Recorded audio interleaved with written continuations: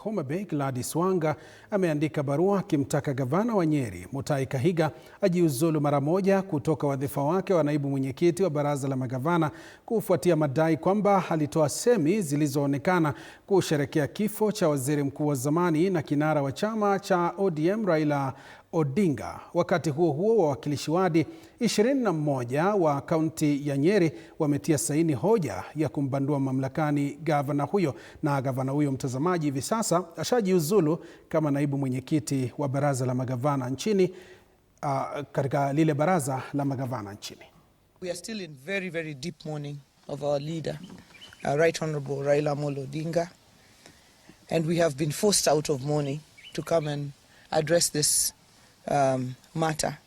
So yesterday's remarks by Governor of Nyeri County, Dr. Mutahi Kahiga, at a funeral in Kieni constituency in his county, appearing to celebrate the death of our party leader, the late Right Honorable Raila Odinga, are not only nefarious, but unbelievable and utterly despicable from a man calling himself a leader.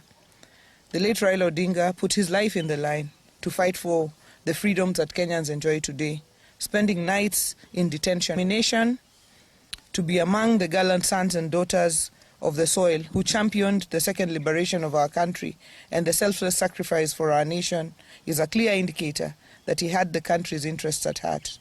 During his time, the late Odinga believed in a Kenya where everyone enjoyed the freedom of speech and democracy and fought for stronger devolution, equity and equality for all, regardless of where you come from, and a united Kenya.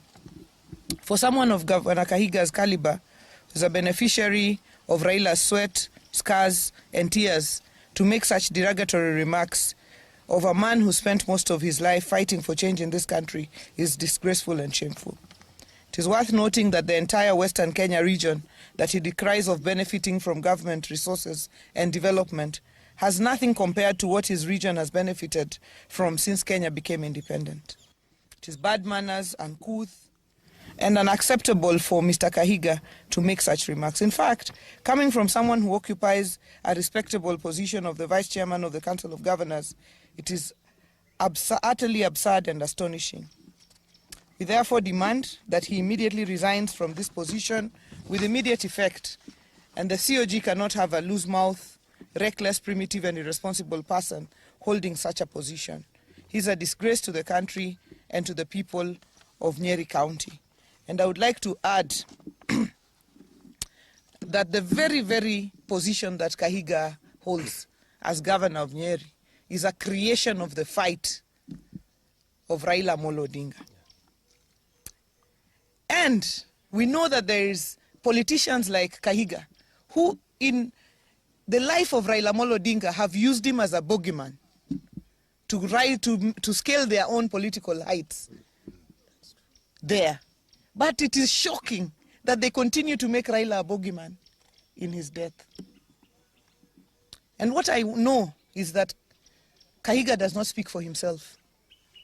Kahiga is the spokesperson of Rigathi Gachagua.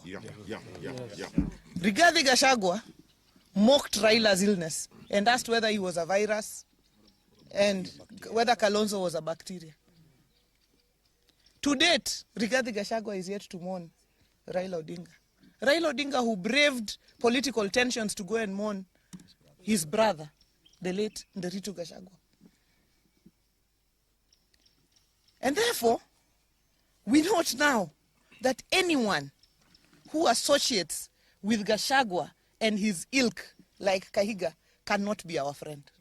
The line is drawn. Yes. Any person who associates with Gachagua, Kahiga, they cannot be our friends. Yes. Whether they are in our party or outside our party. Yes. Kahiga has drawn the line. Yes. To mock, he has crossed the Rubicon. We have crossed that line now.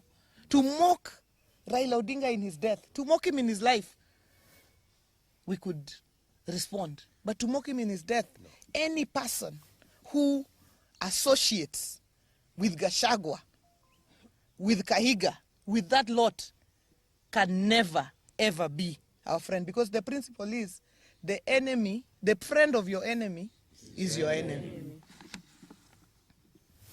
This morning at 9 o'clock, we have a meeting of the Council of Governors. And I, as the chairperson of the party, will be moving a motion to remove Kahiga as the vice chairman of the Council of Governors. Yeah. He can lead in his village, but he cannot lead us at a national level. Tuangazie mengine. Familia za